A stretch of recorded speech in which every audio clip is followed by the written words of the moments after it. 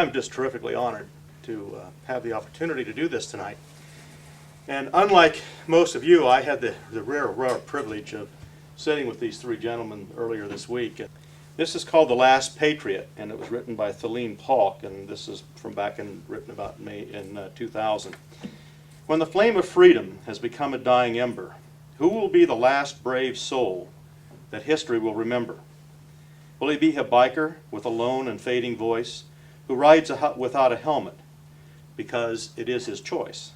Will it be a preacher whose spirit won't conform to the mandates of the state, a beacon in the storm? Will it be a tax protester fighting to the end, the Constitution in his heart, the truth he must defend? Will he be a publisher who risks financial harm to wake the sleeping people by the sound of his alarm?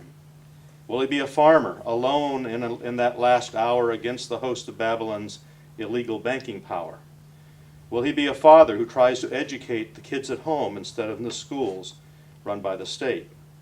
Will he be a doctor who faces public scorn because he will not murder the innocent unborn? Will he be a sportsman who won't turn in his gun because some legislator determined that it was fun? Will he be a citizen who trusts in faith and reason and won't support the public servant's blatant act of treason? Who will be this patriot like his forebears in the past, who holds to faith and courage while freedom's fading fast? Who will be this person with courage bold and true, a soul ablaze for freedom? Will that patriot be you? Times. It sets the stage, I think, for what we're going to talk about here tonight. We have three people here who served in separate parts of World War II. PFC Sid White was in the Army from 43 to 45. He would like to tell you that he didn't play much of a role. He'll tell you about his service. We once got it, and we couldn't get relief. We couldn't get replacements, and we were in really sad shape. And I have the story here if anybody wants to look at it later. It's entitled The 7 Days of Hell. After Mount Battaglia, we were drawn back for a lot of rest period and rested through that winter in winter positions. Of course, the winter in North Apennine, you couldn't move because the snow was up to your hips. All our supplies were brought in by mule train, supplies and ammunition. Mule trains were operated by Italian patriots, every one of them. After the winter position, there came the spring. The next campaign was to push into the Po Valley.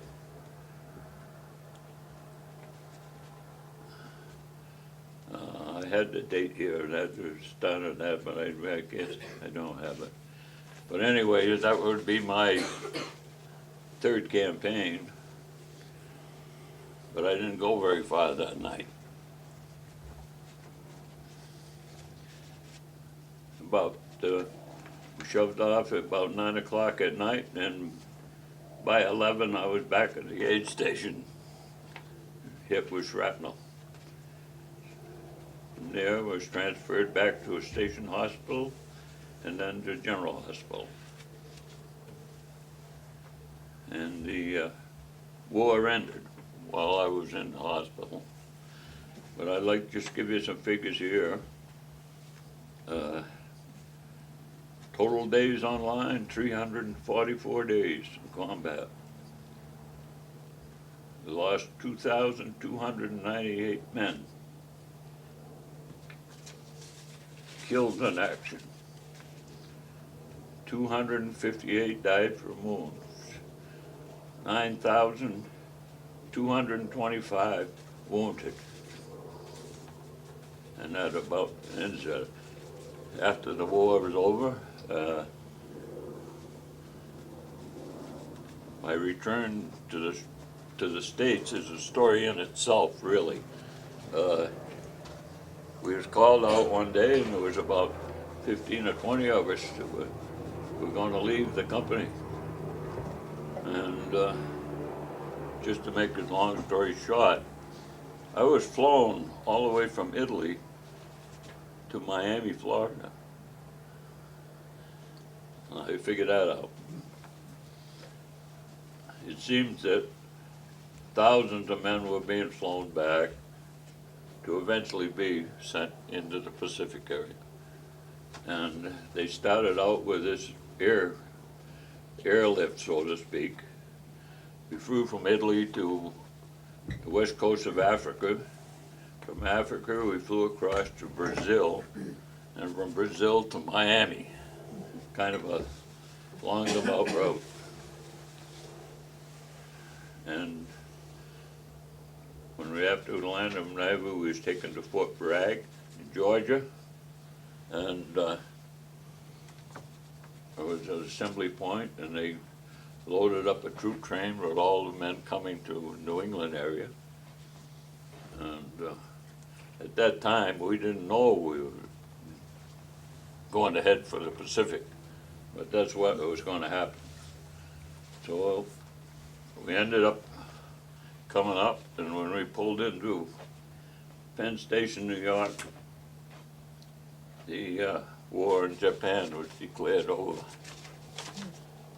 And the trip from New York to Devens was real interesting.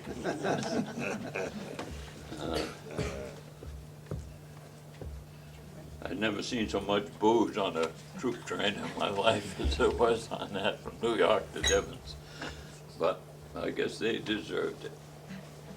Thank you. Thank you, Sid. Sergeant? Well, I don't know really where to start. I suppose the best place to start is at the beginning. Maybe I should do the end first. I don't know. My first love is the Navy, and I'm sure you're wondering what the hell I'm doing in an Army uniform. And at one point in my military career, I jumped the fence because I had better opportunities as a military personnel, and was fortunate enough to get a government appointment. They gave me a dual status. So I'll go back to when the Japs brought,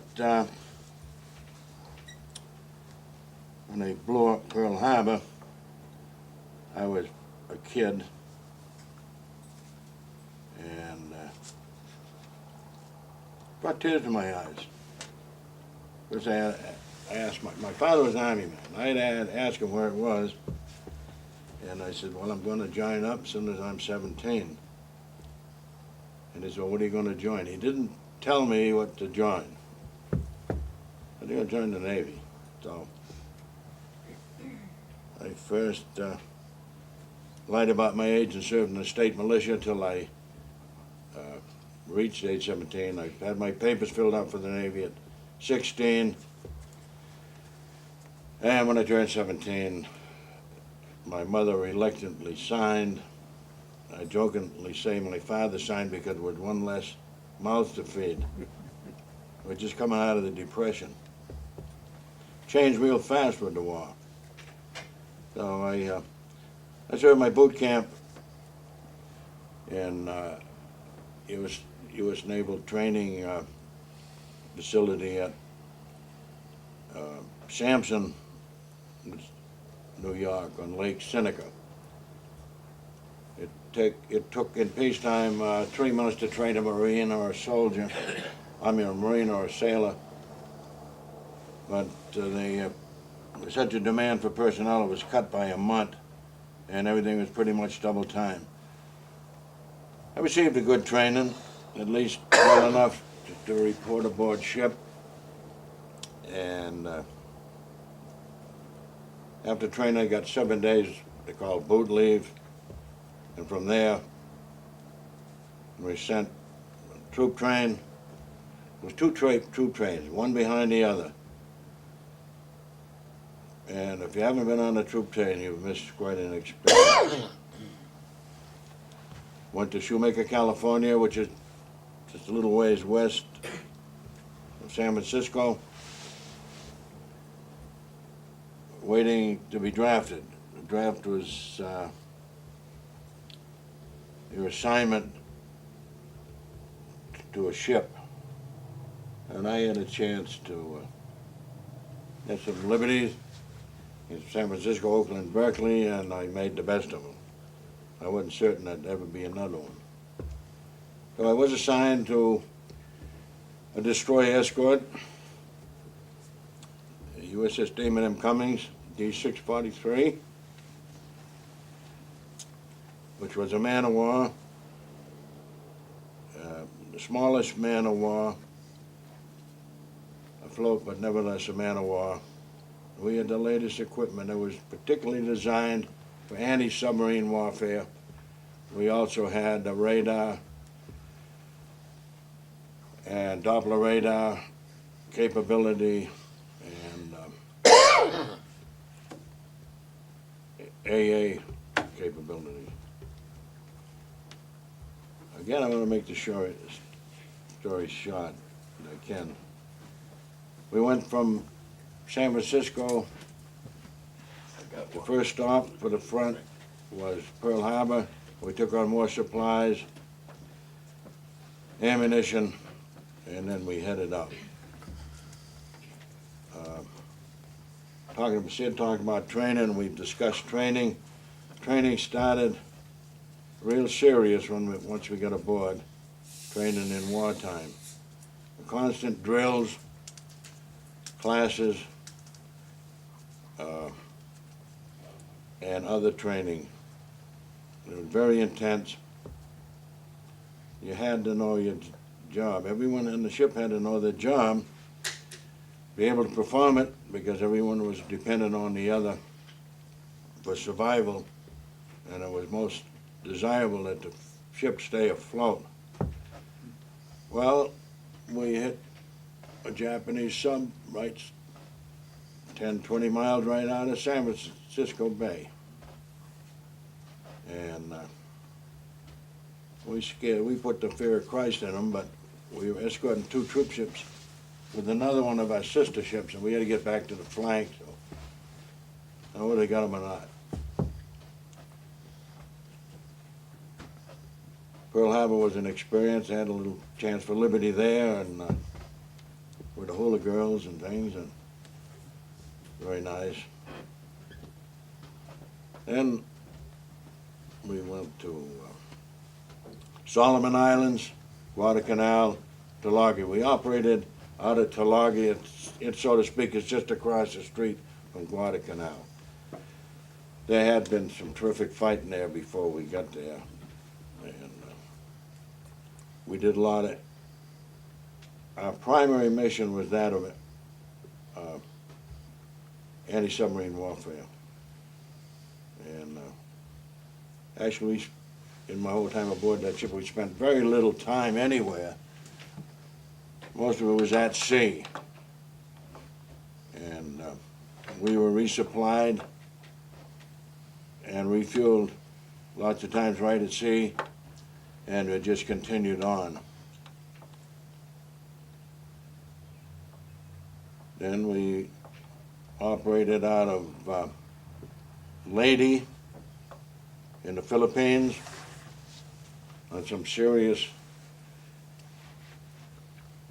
anti-submarine warfare missions.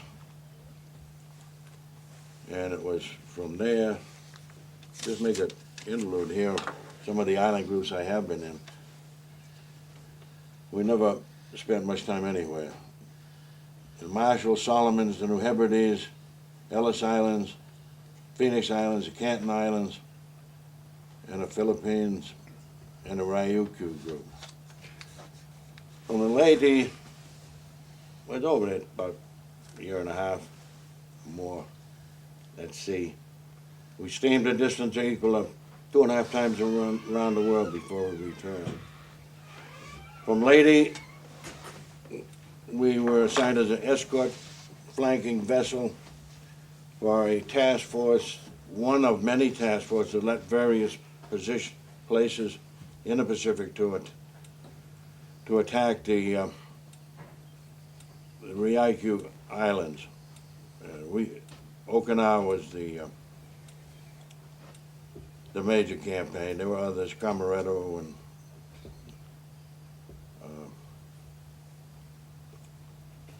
it was 3 weeks between Lady. We stayed for 3 weeks in a very, very extremely rough sea. And there were submarines, enemy submarines in the water, and we'd have to go off and from our position. And it was the night before the attack that we had moved up into position. It was mostly, we escorted mostly amphibious, various types of amphibious craft. We got into our position and waiting for the attack that morning. It was April Fool's Day, it was Easter Sunday, and I was just short of 15 days for my 18th birthday. Well, we could see up ahead of it, the big boys, that's the capital ships, the wagons, as we call them, the battle wagons, or battleships, cruisers, heavy cruisers and destroyers, had been up there since January, trying to soften up the islands, especially Okinawa, and we could see them firing. Although they were below the horizon, we could see the pigs, as we call them, projectiles, each one of which weighed much as a full-size Chevrolet used to weigh. And you could see them coming. You could see them up from the horizon and back down below the horizon. And then I asked the chief, I said, what's that? There was just a little lighter color. Ours were red, theirs were white. Coming the other. I said, well, that's the enemy firing back. Oh, really? So we know that, well, my position aboard ship, my battle stations was that of a gunner. My battle station was on number 2 gun, was 3-inch 50. My war cruising station was that number 3 gun, which was a 1.1 4-barrel ship-to-surface or ship-to-air piece of equipment. And at sea, during wartime, you maintain a particular state of readiness all the time, which is a state of battle readiness and watertight integrity. Some of the guns are manned at all times, and throughout the ship, the engine rooms, the fire rooms, etc. So that morning, we went in, we escorted in, made smoke and escorted in a particular group of amphibs, giving them smoke and support fire and AA fire. We went so close one time we almost took mortar fire. Then we resumed, then we assumed positions on the radar, anti-submarine warfare picket lines. And if any watch any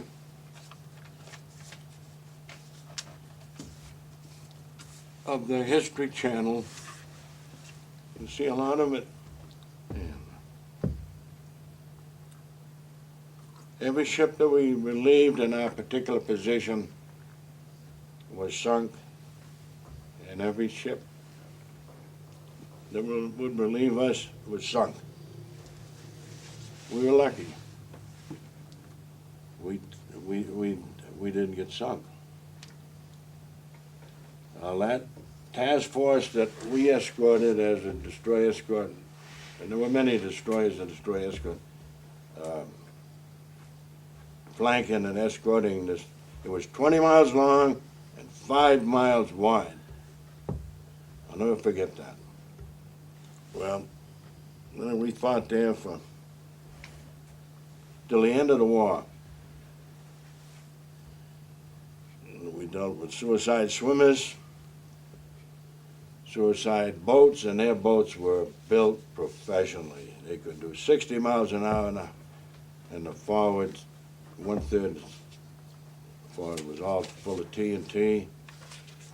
Suicide planes, suicide submarines, suicide torpedoes, suicide bombs. In addition, to the regular, the Naval Air Force and the regular Army Air Force. And, well, I'll shorten this up a little bit. You can't describe, the battle lasted till the end of the war, August. When the war, we heard about the A-bomb, and in those days things were just bigger and better, and we didn't think that much of it. Then we heard that the war had ended, and some of the ships in the fleet celebrated by shooting some of the guns off. Then the order came down to cease fire because some of the ships were receiving shrapnel. Then the command came to man the battle stations, and we all thought this must be some kind of a joke, or why have drills so soon after the war? I guess the captain figured what the reaction might be. He got on the horn and said, "This is no drill." To make another long story short, we fought for 3 days after the war where we were in Okinawa. The swimmers kept coming, the boats kept coming, and the planes kept coming. We didn't believe the war was over. We spent most of the time at battle stations. We didn't believe the war was over. Then we got we were ordered out to 300 miles out to sea, receive the surrender of a Japanese submarine, and we thought that would be very interesting. It was a good way to end the war, hopefully it would end. But he wouldn't come up. He wouldn't surrender. So guess what? He's still there. And that was fun. That sort of put a period after all those years of misery. Well, then we moved up to Yokosuka, Japan. Went in, I was also, I volunteered for the landing party. In those days, I volunteered, I didn't know any better than to volunteer for stuff. So I was a rifleman in the landing party. We went in and occupied what appeared to be a Japanese naval armory, and we smashed up the weapons, and that was fun. Then we didn't get back to the States till just before Thanksgiving. We had a long haul. Oh, and a homeward bound pennant, yeah. When a ship finally gets orders to return stateside, back to the United States, they fly what we call the homeward bound pennant. And the ship didn't spend months over there. In those days, it was years.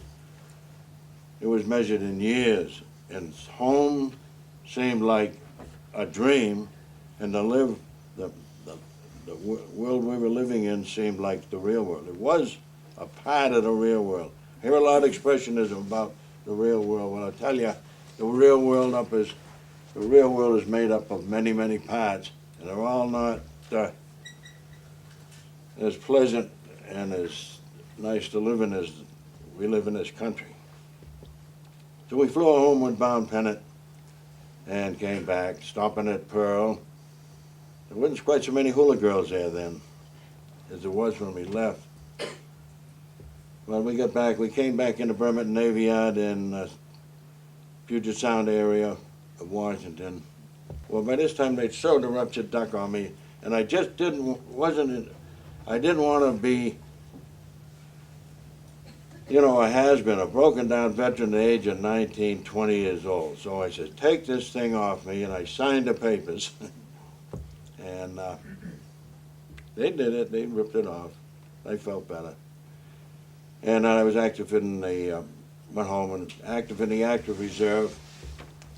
Then I did a hitch in a period of time with the 4th Marine Division, which was in a reserve status. Banged around for a while and then decided I'll go back in the Navy.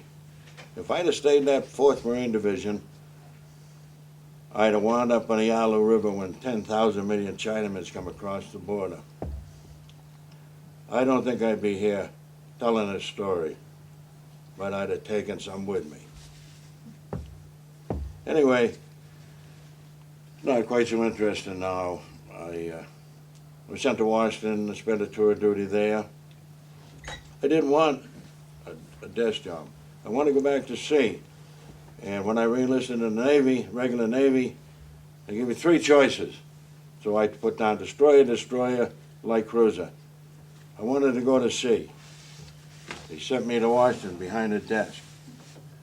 Well, Washington was pretty good. There was 8 women every man, and it was a lot of fun. But in the first year, I met my wife, we got married, lived ashore, then the Korean War came. Guess what? I got sent to sea. I sent to the Atlantic Fleet. I didn't see action in Korea. It wouldn't have bothered me any. Then, well, with the Atlantic Fleet, my enlistment got extended a year, and I got out. Banged around a while, then I ended in a particular position I'm in with the Army, and it'll give me a total of 33 years service. I don't recommend anybody zigzagging around through the services, but that's what I did. It wound up okay in the end. Thank you. Thank you, Frank. Petty Officer Clark, how about you, sir? Well, I was going to trade school in the carpentry department, and was becoming of age that I could get into the Navy, so I made an arrangement with my dad, who worked for Morgan Construction in Worcester, in April of '44. I went from the trade school over to the Morgan Construction Company, met my dad, we got on the trolley, went down to the naval office down the other end of Main Street, and I signed up, and I went home, and then I was called, and I went to New York for basic training. I had 5 weeks of training, and I was sent home for 5 days leave, and then I got back on the troop train, went cross country to California to Shoemaker. I stayed there for just a few days, and then I got appointed to a troop ship, USS Orvetta. And so then we departed from there. Actually, what they were headed for was for the invasion of Japan. But we stopped at the Marshall Islands, and we were there when word came that the Japs had surrendered. Well, we left from there to go to Okinawa, and one whole day after being out to sea from the Marshall Islands, we played cat and mouse with a submarine. Luckily, they were playing the same thing with us. It was one of the U.S. submarines. So we continued on to Okinawa, and we went in with the convoy in there. And about 2 days afterwards, the typhoon came in. So we were ordered out in a convoy to get out of the harbor. So we went to sea, and through that typhoon, because of the ship being tossed so highly in the waves, and the propeller being out of water many times and revving, it cracked the hull. So we had to reduce the RPM, and we drifted from the main convoy for about 3 days. And when we came back into Okinawa, as we were coming into the bay, there were a lot of mines that had gotten torn loose from their moorings, and the ship was shooting at them. To me and everybody else, it felt like the mine wasn't from here to the other room, but of course it was probably most of the length of Main Street away, but it felt like it was right beside you. When we came into the bay, there were many ships that hadn't gone out with the fleet, and they were up on shore, stranded. And we were in there a few days, and the repair ship came over. They went underwater and repaired the crack in the hull. While we were there, one evening, there was a big explosion off on the end of the airstrip, Okinawa. Well, we thought the war had started all over again, but it wasn't. There was a lot of the people that had served their time. They were getting ready to go home. They went into a cave to stay warm in the evening, lit a fire, and it happened to be loaded with Japanese explosives, and it blew it up. Those poor people never got back home. So we left out of there shortly and headed for Shanghai, China, for the liberation of Shanghai. We went in there, and when we got there, in a few days, I was transferred to a yard freighter, which was supplying dry goods to all of the naval ships within the area.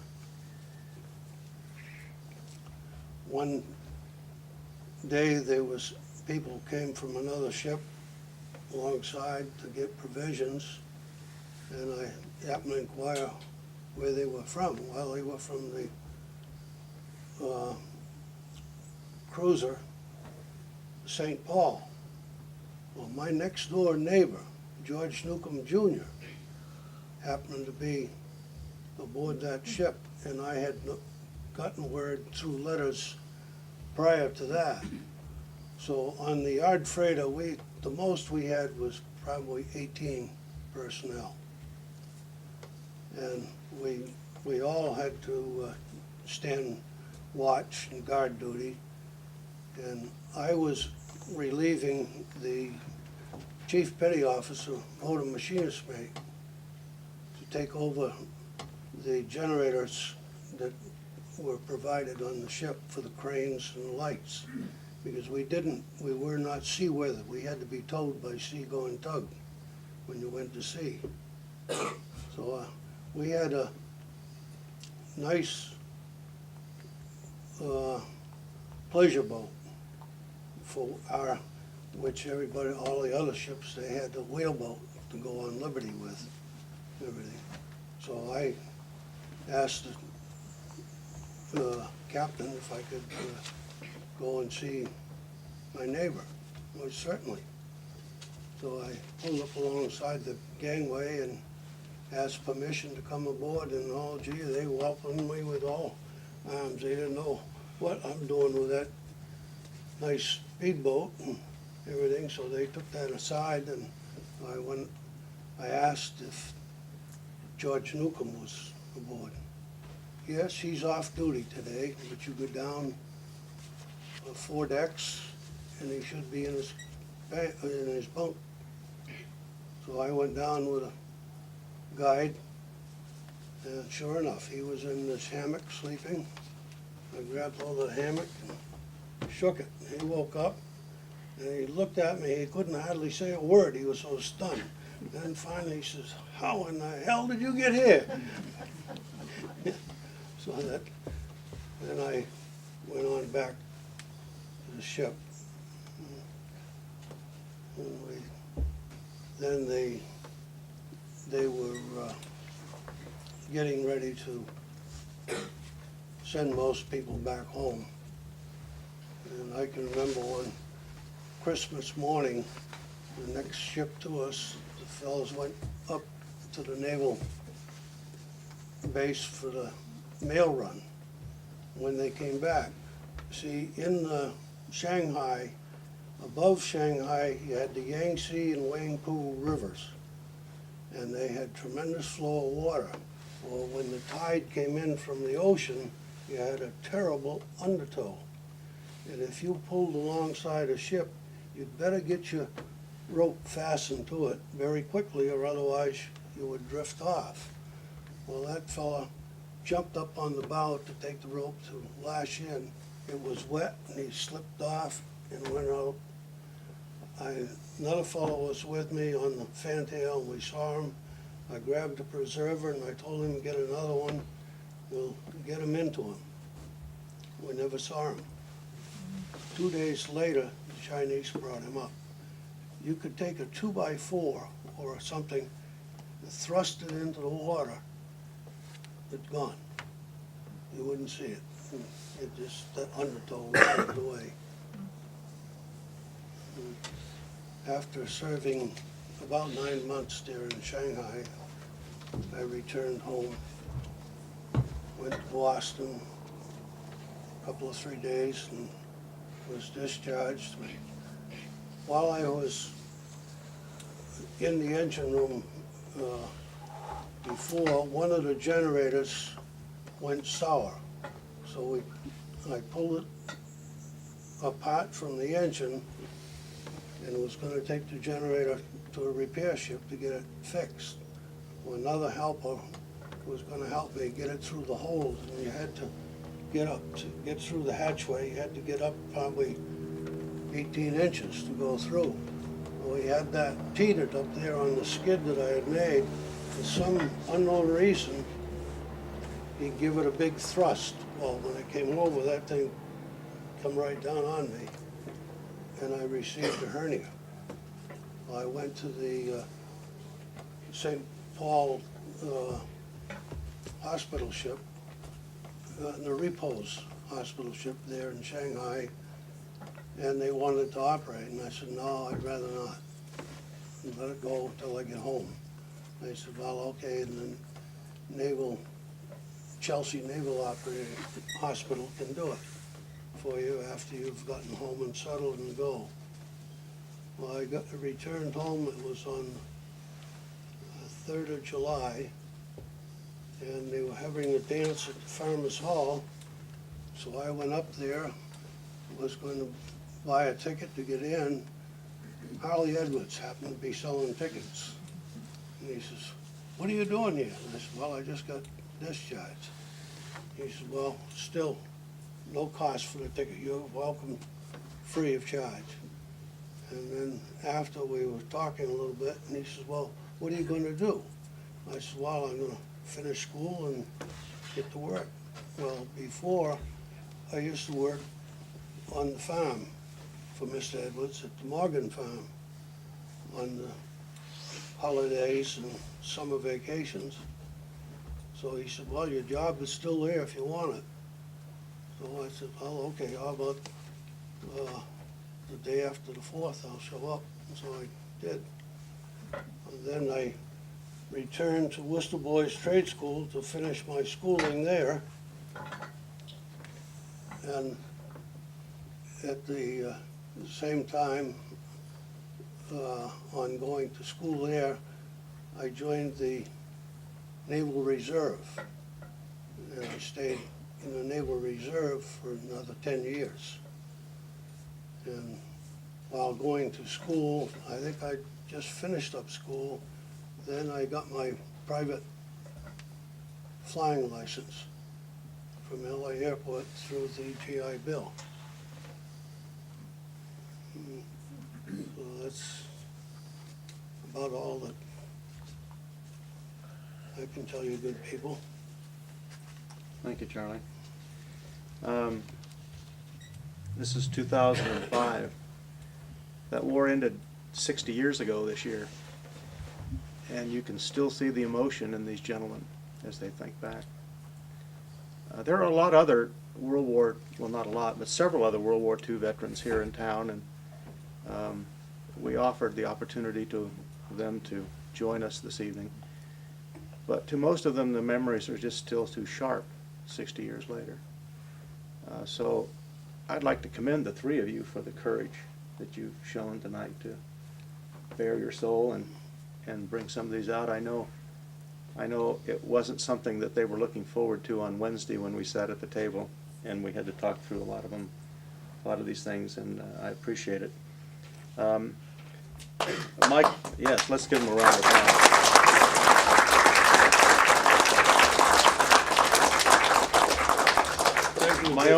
My only connection to World War II myself was my father-in-law, Andrea's father, who served in World War II. And actually, I brought in his old Army sweater, and these were made by the Red Cross. They're Red Cross sweaters that were made for the GIs, and this was his.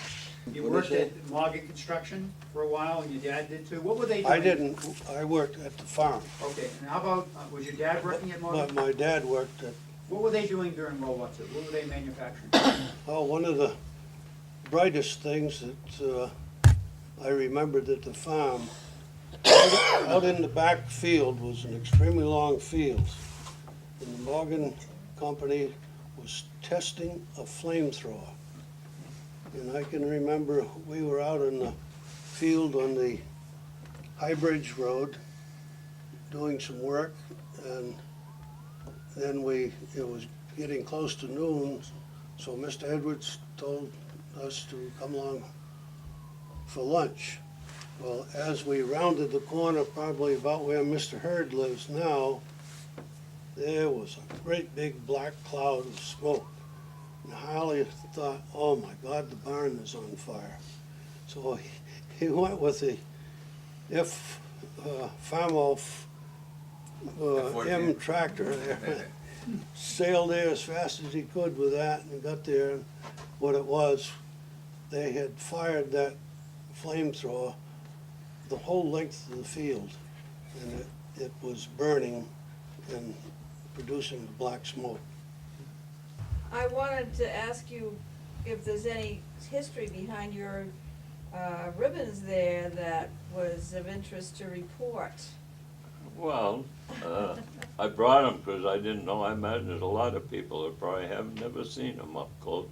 This is the Purple Heart and the Bronze Star. And the smaller ones, there's one special one there. It's a good conduct medal. Yes. They just gave those away, didn't they, Seth? Suicide swimmers, well, when a ship like ourselves had a mission that would take us in rather close to the beach, close into the shore, enemy shorelines, or even secured areas, but were still enemies there, they'd send the swimmers out, and they'd have TNT strapped to their bodies. And they'd swim out to your ship and give it a one big hug and go boom. And we used to, as I said, it was on the landing, remember the landing party, and sometimes, of course in this situation we'd always be at battle stations anyway. Sometimes it seemed like we lived at battle stations, days on end. Sometimes in that type of situation, they'd pull a member or two from their particular battle station and arm them and walk the decks to guard against the suicide swimmers. Were any of them successful? Oh, yeah. They sink Well, we ships? didn't get us, but, What about the suicide boats? Did they So, sink any ships with those? so we'd walk, I usually carried an Enfield as a rifle, but once in a while the armor would let me take a Thompson, and I really loved that. Those Thompsons were good medicine, and you could fire at will. Of course, the ocean was full of debris from all the battles and fighting and everything going on. So any time a bit of debris would come too close to the ship, you'd fire at it. Give it a burst or two. It could be a Jap under there, just run to hug your ship and blow you all to hell. And that was exciting. On the boats, suicide boats, Yeah, were any of those successful? oh yeah, they were professionally made. They were by far superior to what the Iraqis running around with in the first war. War. They were 60 miles an hour, loaded with TNT, ram right into you. Yeah, they were made specifically, those were made, I mean, they didn't really have any other mission in life, and they were just, the front end of them was a hardened front end and just packed with explosive and just a big old engine to shoot them. They weren't seaworthy so much, and they weren't so maneuverable, but boy, they could come straight and fast. This war we're having with the Muslims is not new.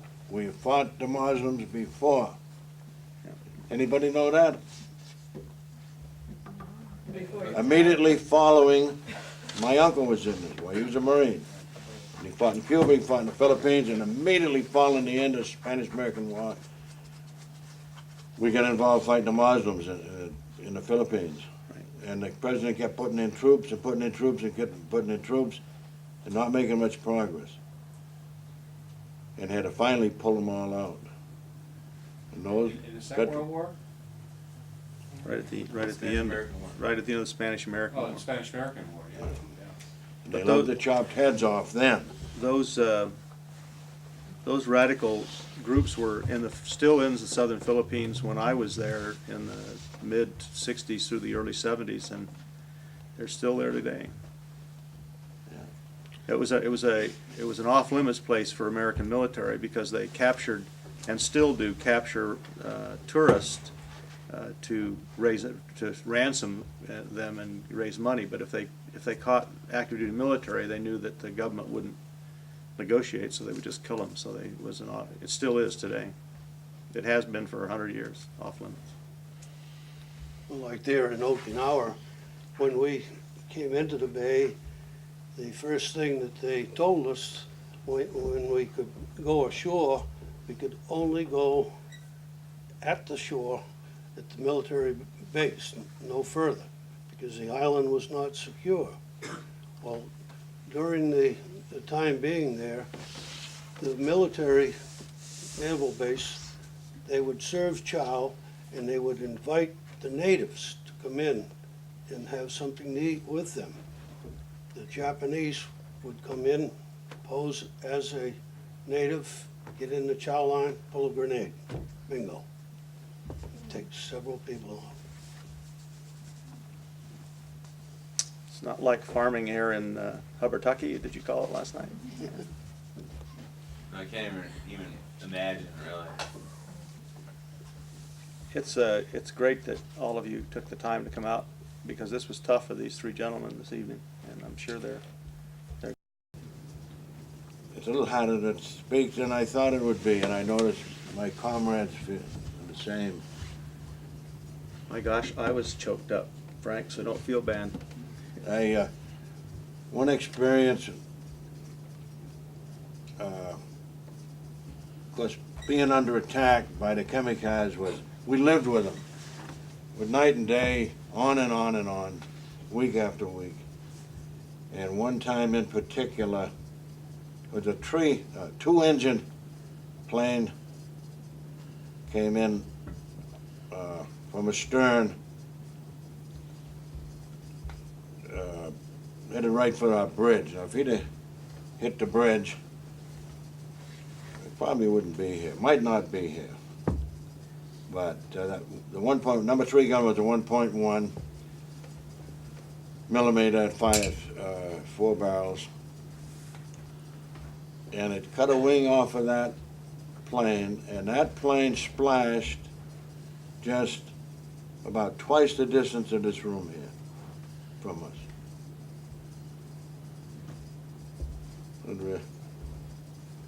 I can remember the war like it was yesterday. For a year afterwards, I'd have nightmares, bad dreams about it. But they tape it off. I work through it. In a while, I have one now. But you know, I do it again. I go right back there and do it again. I believe the whole thing was well worthwhile. And that part should never be forgotten, and I'm afraid it is being forgotten. Yes, Mrs. Collier? I guess I'm a Navy wife and I've always been a Navy wife, but I'd be interested in what your wives were doing while you were gone. Well, during the war, I wasn't married. I was only 17. I was chasing hula girls when I got a chance, which was, well, there was one period of time with about a year and a half between hula girls. Charlie, were either of you married while you were? No. You were not married either, Sid?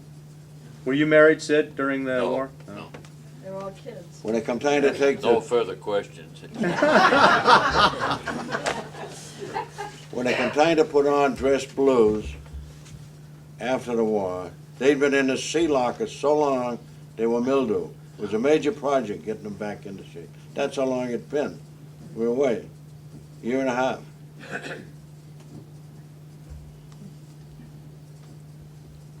No, the wife came later.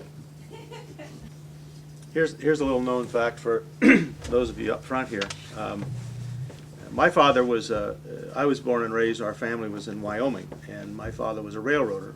And as soon as the war broke out, and the war was declared, he left the railroad and joined, at that time he was living in a little town in South Dakota. He joined the South Dakota National Guard. He was in the National Guard 1 week when they mustered him out again, because the only way we had in this country at that time to transport troops and equipment across country was by railroad. So they pulled all the railroaders back out of the Army to put them back to work to run the railroads, because that's the only way we could get troops and equipment back and forth. That 5-star general whose hat is over here, Dwight David Eisenhower, who later in 1952 became president, the first initiative that he took as president was to create a national interstate highway system. And that's why you see the signs on interstate highways that it's the Eisenhower highway system. And the purpose was to provide an alternative means of transporting troops and equipment in time of war. Because that was his #1 project. The biggest problem he saw was getting equipment and men from the West Coast into Europe, and then all of a sudden he had to get them from Europe all the way back across the country heading for the South Pacific again. It was a real problem. Well, it's like, Good I got the Good Conduct Medal at the top, but I didn't get that on my first hitch. And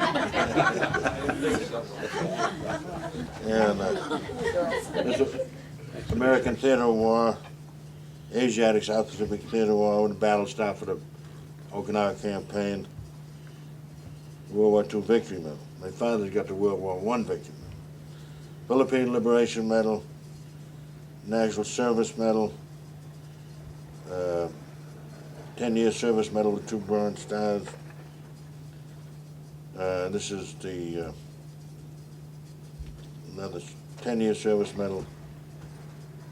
Oh no, this is the occupation medal for occupation of Japan. It's worn one way for Japan, wore another way, just the reverse for Europe. Right. You wore yours just the reverse. Philippine Liberation, and one of these decorations is for my service during the blizzard of '78. That's another story. You probably wonder what the heck, why I jumped around the services, but I think I explained the reason was. But my first love is the Navy. And that probably doesn't make any sense. Sometimes I scratch my own head. But, Wait a minute. I mean, why I should jump. I just had a better opportunity, that's all. My first love is the Navy. And you see this tunic, you see the color, and I don't know whether the Army has realized this yet. This is navy blue. Pure, 100% navy blue. Someday the Army may realize that and change it, but it hasn't sunk in yet.